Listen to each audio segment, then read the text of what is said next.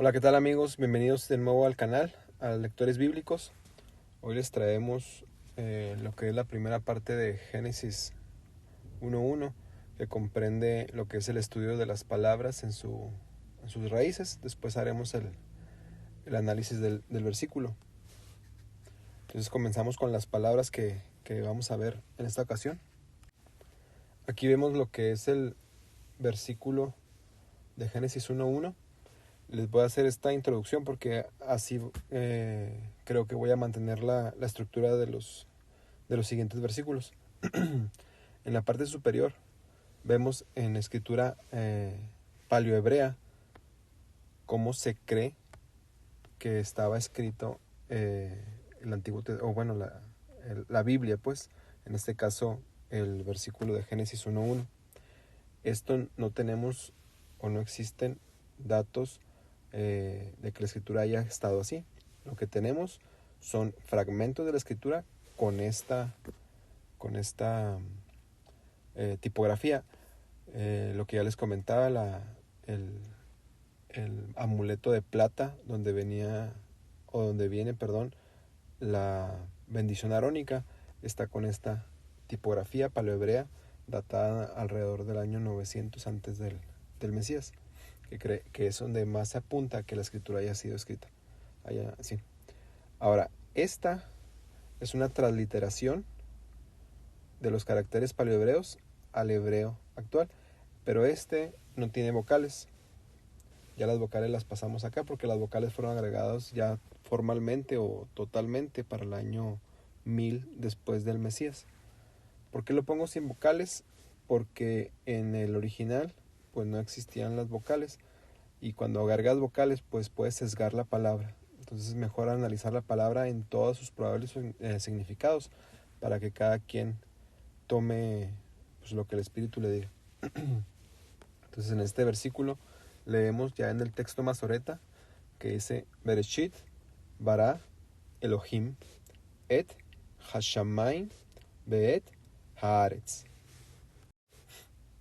Junto a la escritura acomodo los números para que ustedes los puedan revisar en cualquier diccionario Strong. Sí, cada número va a corresponder a cada palabra hebrea para que ustedes puedan revisarla y corroborarla. Está la traducción en la Reina Valera, que dice: en el principio, Bereshit, creó, bara, Dios, Elohim, los cielos, et hashamayim, y la tierra, beet haaretz. Y por último,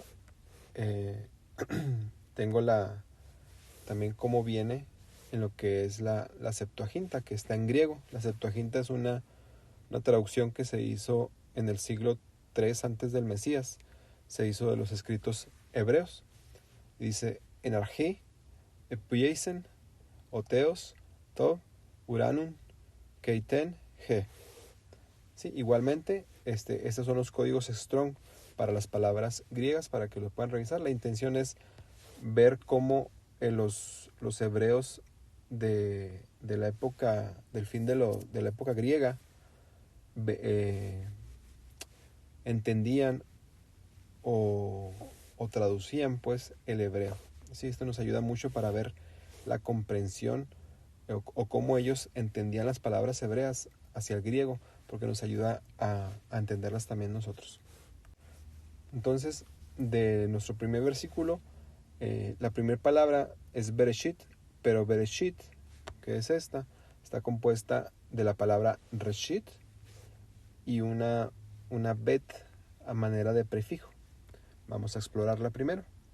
Sí, la letra bet, esta es en protosinaítico, sí, que no tenemos ninguna evidencia que la escritura haya estado tipografiada aquí.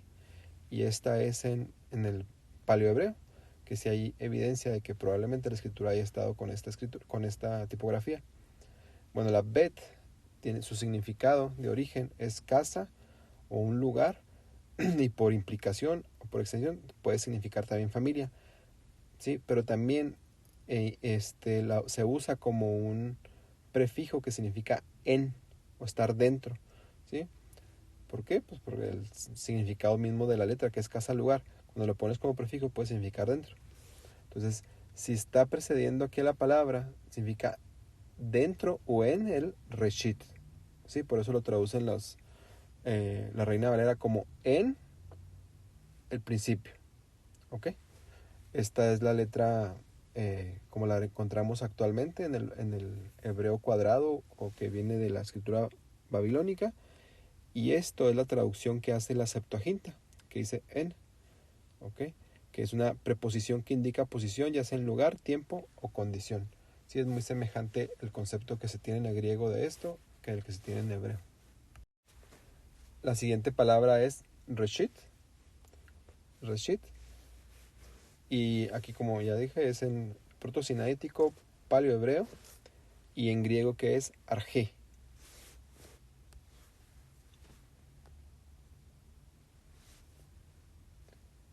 ¿Qué significa entonces reshit? La palabra reshit viene de su raíz rosh. ¿Sí? Esta es una resh, una aleph y una shin. Y la palabra rosh, aquí lo podemos encontrar más o menos. Rosh significa cabeza, toda la palabra. Pero también cada una de sus letras esta es cabeza, este es un buey y estos son unos dientes. ¿Ok? La cabeza es entendida como primero o principal, primero en el tiempo o principal en honor. ¿Ok? El buey es entendido como fuerza, poder o liderazgo. Y los dientes trae consigo el entendimiento de el filo, presión al masticar, por así decirlo, el comer, o el sentido de doble por ser los dos incisivos. Ahora, como ya vimos, en la Reina Valera lo traducen como en el principio. ¿Ok? Les adelanto, ¿verdad? Lo que es él lo obvían. ¿Por qué? Porque no está en la palabra original. La bet la podemos llevar a en y reshit, principio. Pero el artículo el no se encuentra en el original. Tendría que decir algo así como be, ha, reshit, para que hiciera en el principio. Sin embargo, dice be, reshit, en principio. ¿Ok? Lo comento porque es lo que es. No sé si tenga alguna implicación importante. ¿Ok? Ya revisamos que la palabra reshit está compuesta de la bet y la reshit. La bet que es casa o se entiende como en o estar dentro del reshit. ¿Ok? Entonces la primera palabra nos está diciendo estamos en el reshit. Ahora, ¿qué significa reshit? Ya dijimos que la palabra rosh significa sacudir, en el sentido de que la cabeza es la parte del cuerpo que se puede mover o voltear como una veleta. Cabeza, ya sea figurada o literalmente, cabeza del cuerpo humano o ser cabeza de algo. La cima, comienzo, primero en calidad, principal, jefe o totalidad. Ese es el sentido figurado de la palabra cabeza. ¿Ok? Y en griego, en arge, que es como se traduce bereshit, significa arge, es jefe, primero, también primero en orden de tiempo, lugar o rango o inicio. Si se fijan, es muy semejante el concepto arge al concepto reshit del hebreo. Y la etimología de arge es en el elemento fundamental, principio u origen. De ahí viene, por ejemplo, los conceptos arqueología, que es el tratado de lo arcos, y arcos pues tiene relación directa con arge. Y arge implica, o la arqueología pues, es el tratado del estudio de lo antiguo, de los orígenes o de lo fundamental. Ahora vamos a ver unos ejemplos en la escritura, en la Biblia, donde se usa la palabra reshit, y la voy a colocar en su original para que cada quien, según el contexto, la entienda. Por ejemplo, en Números 24:20 vemos, y viendo a Amalek, tomó su parábola y dijo, Amalek, reshit de gentes, mas su postrimería perecerá para siempre. Aquí el contexto nos ayuda a entender que reshit se está usando como principal o jefe o líder o cabeza de gentes. ¿Ok? El siguiente versículo en 1 Samuel 2:29, omití la primera parte, es largo el versículo. Dice, has honrado a tus hijos más que a mí. engordándolos de lo reshit, de todas las ofrendas. ¿Ok? Entonces, si se fijan, no podemos, se puede aplicar el concepto primero en tiempo aquí, pero no queda tan exacto como decir primero en calidad o lo mejor, ¿sí? Has honrado a tus hijos más que a mí, engordándonos de lo primero que hay, o de lo que llegó primero de todas las ofrendas. No, se entendería mejor, has honrado a tus hijos más que a mí, engordándolos de lo mejor de todas las ofrendas. ¿Ok? Entonces aquí la aplicación de la palabra es distinta. El siguiente versículo es Éxodo 23:19.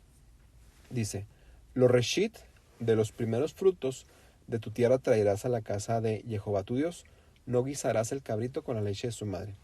La Reina Valera aquí traduce la palabra reshit como primero, pero algo de lo que algunos escrituras difieren, y yo estoy totalmente de acuerdo con diferir. ¿Por qué? Porque sería como un pleonasmo. Si tú traduces la palabra reshit aquí como primero en tiempo, es lo primero de lo primero, sí te daría a entender algo que es lo que llegó primero de lo que llegó primero. Pero si tú lo traduces como lo mejor de los primeros frutos, tendría más sentido. ¿Ok? Entonces, lo mejor de los primeros frutos de tu tierra traerás a la casa de Jehová tu Dios. No guisarás el cabrito con la leche de su madre. Entonces aquí la mejor aplicación para la palabra reshit no es primero en tiempo, ¿sí? O en orden de tiempo, sino primero en calidad, que difiere de cómo se usa en Génesis 1:1, que es Bereshit. Ahora vamos a ver del Nuevo Testamento, de los escritos que están en griego, Apocalipsis 22:13. Vamos a ver la palabra reshit, ¿sí? Que sabemos que se usó como arjé en Génesis 1:1, como arjé fue usada en el Nuevo Testamento, para ver qué entendimiento le daban ellos a arjé, que fue como tradujeron bereshit. ¿Ok? Me explico mejor. En Génesis 1:1 tenemos la palabra reshit. En Génesis 1:1, pero en griego, los antiguos hebreos tradujeron como arjé. Y ahora estoy viendo cómo usaron la palabra arjé, en qué contextos, para saber qué entendimiento le daban. Ahora, Apocalipsis 22:13 dice, yo, el alfa y la omega, el primero y el último, el arjé y el fin. ¿Sí? Aquí se da a entender que arjé lo están usando como en orden de tiempo. Siguiente versículo. Aquí en Lucas 12:11 dice, y cuando os trajeren a las sinagogas y a los arjé y a autoridades, no estéis solícitos cómo o qué hayáis de responder o qué hayáis de decir. Aquí la Reina Valera traduce magistrado, ¿ok? Entonces aquí la palabra arjé también podría, se entiende como orden de preeminencia o orden de calidad. Sí, también cabría traducirla, que embonaría más con lo que en orden de tiempo, traducirla como anciano, ¿verdad? Pero bueno, es traducida como arjé, entonces está usada como en orden de calidad, que coincide también con los dos o tres usos que se usa con la palabra reshit, que puede ser primero en tiempo o primero en calidad. Entonces, resumiendo esa primera palabra, Bereshit está compuesta, pues, es una palabra compuesta por su prefijo labeit, que significa estar dentro o en, y la palabra reshit, que tiene dos significados, o su concepto aplica para dos cosas. De un orden de tiempo, primero en el tiempo, que se puede traducir como en el inicio, o también en orden de importancia, es lo primero. Entonces aquí estaría diciendo en lo más importante, ¿sí? Y luego ya la frase lo que continuaría, o sea, en lo más importante creó el Eterno o Elohim los cielos y la tierra, o en el inicio. Entonces ahí lo dejo ya. La intención de esto es ir dando las posibilidades que tienen las palabras, para que cada quien abramos nuestra entendimiento a lo que nos diga el Espíritu. Continuamos pues con la segunda palabra, que es Bará. Ya saben, esta es la tipografía paleohebrea, y esta es la tipografía en el hebreo actual cuadrado, que viene babilónico. La palabra bara tiene su significado por las letras. Tenemos la casa, la cabeza y el buey. La casa significa pues precisamente casa, también familia o lugar. La cabeza lo que representa mejor o principio, y el buey fuerza, poder o liderazgo. Y en la Septuaginta, en griego, los hebreos en esa época tradujeron la palabra bara a la palabra epoisen. Epoisen es fabricar, construir, colocar, poner, como veremos a continuación. Entonces bara en la Reina Valera se traduce como creó, ¿sí? De crear. Es la palabra 1254 en el Strong. ¿Y qué significa? Bara es una raíz que significa crear. También puede significar cortar, seleccionar, alimentar, elegir, despachar, hacer, construir o engordar. Todos estos se basan en este significado, en crear. Cortar se refiere cuando estás cortando algo, estás haciendo algo, ¿sí? En este caso se aplica para cortar un bosque. Lo que están creando es un campo. Seleccionar, estás creando la selección. Alimentar, estás haciendo crecer algo. Elegir, estás también creando. Todo esto están creando algo, están haciendo algo.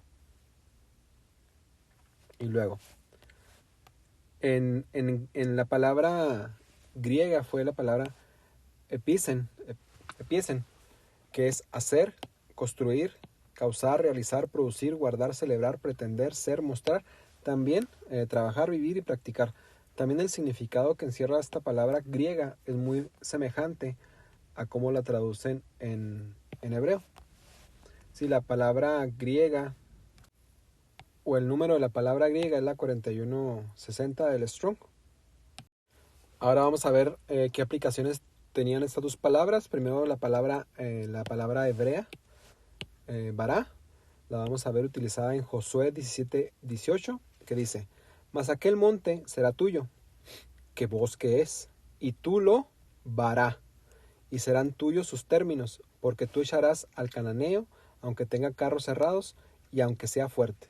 Aquí la palabra vará es traducida en la Reina Valera como cortarás, ¿ok? Entonces, mas aquel monte será tuyo. Es un monte que tiene árboles. Tú lo cortarás y lo habitarás en él. Entonces está creando un campo o está creando un hábitat, pero se es traducida como cortar. El siguiente versículo donde se aplica la palabra vará es en 1 Samuel. No que es el siguiente versículo donde se aplica, sino otro versículo donde tenemos una aplicación diferente de esta misma palabra. En 1 Samuel 2:29 tenemos: ¿por qué habéis hollado mis sacrificios y mis presentes que yo mandé ofrecer en el tabernáculo? Y has honrado a tus hijos más que a mí. De lo principal vará de todas las ofrendas de mi pueblo Israel. Aquí la palabra vará en la Reina Valera es traducida como engordándolos. ¿Por qué habéis hollado mis sacrificios y mis presentes que yo mandé ofrecer en el tabernáculo? Y has honrado a tus hijos más que a mí. Has engordado de lo principal, o los has engordado de lo principal de todas las ofrendas de mi pueblo Israel. ¿Sí? Es la misma palabra que se usa para crear en Génesis, para talar o cortar en el versículo anterior, en Josué 17:18, y aquí la traducen como engordar. Vean cómo se aplica la misma palabra de diferentes maneras a través de la escritura. Aquí seguimos viendo la palabra vará, ¿ok? Ahora vamos a ver cómo se aplicó en Génesis 1:27. Y vará Dios al hombre a su imagen. A imagen de Dios lo vará. Varón y hembra los vará. Aquí la palabra vará se está aplicando a cómo crear. Dice: y creó Dios al hombre a su imagen. A imagen de Dios lo creó. Varón y hembra los creó. Entonces, con esto vemos que el Eterno creó o vará al hombre y a la mujer. Los vará. Pero vamos a contrastarlo con Génesis 2:7, que dice formó, pero la palabra que allí utiliza es yatzar. Entonces, yatzar, pues, Jehová Dios al hombre del polvo de la tierra, y alentó o sopló en su nariz, soplo de vida, y fue el hombre en alma viviente. ¿Ok? Entonces, ¿qué vemos aquí? Que el hombre fue Bará y fue Yatzar. ¿Ok? Lo creó y lo formó. No son sinónimos, sino que aquí está dando cosas diferentes. Aquí nada más se ve que Elohim Bará, pero acá utiliza otro nombre para sí mismo. Jehová Elohim Yatzar. ¿Sí? Acá crea al hombre, pero acá es más específico. Yatzar, dándole vida, y fue entonces un alma viviente. Son los detalles que tenemos que ir viendo en la escritura, cómo se aplican las palabras diferentes para ir buscándole. Ya cuando veamos el resumen de este versículo, vemos qué importancias tendrán estas diferencias que parecen sutiles, pero son muy importantes. Ahora vamos a ver cómo fue traducida la palabra vará al griego, cómo fue utilizada la palabra vará en griego en el Nuevo Testamento. Mateo 3:3 dice, porque este es aquel del cual fue dicho por el profeta Isaías, que dijo, voz de uno que clama en el desierto, epeisen parejo el camino del Señor, enderezad sus veredas. Aquí lo que están traduciendo como epeisen es hagan parejo, que traducen en completo como enderezar, ¿sí? Entonces la palabra vará fue traducida como epiesen, ¿sí? O una aplicación, vimos que la palabra vará fue traducida en la Septuaginta como epiesen. Entonces queremos ver cómo fue aplicada la palabra griega epiesen en el Nuevo Testamento, ¿sí? Entonces, si se fijan, no está creando algo de la nada en este caso, sino que es una vereda, figuradamente es una vereda que está torcida o que tiene hoyos y topes o bordos. Dice, pisen parejo, háganla plana, ¿sí? O enderecenla. El camino del Señor, enderecen sus veredas, ¿de acuerdo? Entonces aquí, de algo preexistente, van a hacer algo. De algo que está torcido, lo van a alinear. De algo que tiene montes y valles, lo van a enderezar. Entonces tenemos la palabra vará. Si ustedes van y revisan los significados de los teólogos estudiosos de la Biblia, van a decirte que vará es crear de la nada. Pero no creo que etimológica o lingüísticamente se sostenga eso. ¿Ok? Sobre todo porque esta palabra en la escritura ha sido utilizada o aplicada en otras formas.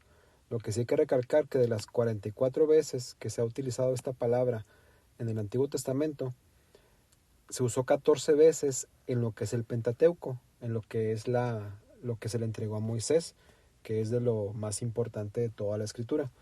En esta palabra, en esos 5 primeros libros, sí se puede aceptar que haya sido utilizada como que se está creando algo a partir de nada. De ahí en adelante, a partir de Josué o de Samuel, vemos cómo esta palabra se puede aplicar que se está creando algo a partir de otra cosa. Se crea algo nuevo, pero partiendo de algo existente. Se crea un campo partiendo de un bosque. Se crea obesidad partiendo de alguien menos obeso, ¿sí? Entonces, ya los dejo para que nosotros leamos cómo se aplica esta palabra. También se puede entender como hacer más grande, ¿sí? O como llenar. Por ejemplo, si podríamos aplicarla con el forma de engordar, o repletó Elohim los cielos y la tierra, los hizo más grandes, no necesariamente en cantidad de cosas, ¿sí? O por ejemplo, estaba vacía y el Eterno la llenó, la hizo más grande. ¿Con qué la llenó? Con los seres vivientes, con las plantas, con todo lo que, las estrellas, con todo lo que hay ahí.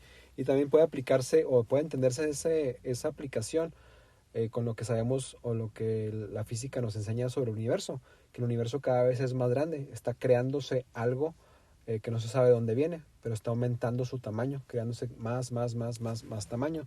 Parece que el universo sigue vará, ¿de acuerdo?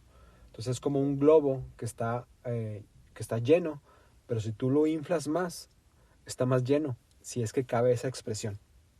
¿Ok? Con eso terminamos esta primera parte de Génesis 1.1 en lo de que es descifrando las palabras, que incluyeron Bereshit y Bará. Vamos a continuar con las otras partes que incluirían el resto de las palabras de Génesis 1:1. Espero les haya gustado, espero sus comentarios y sugerencias y gracias por su apoyo. Saludos lectores bíblicos, nos vemos en el siguiente video.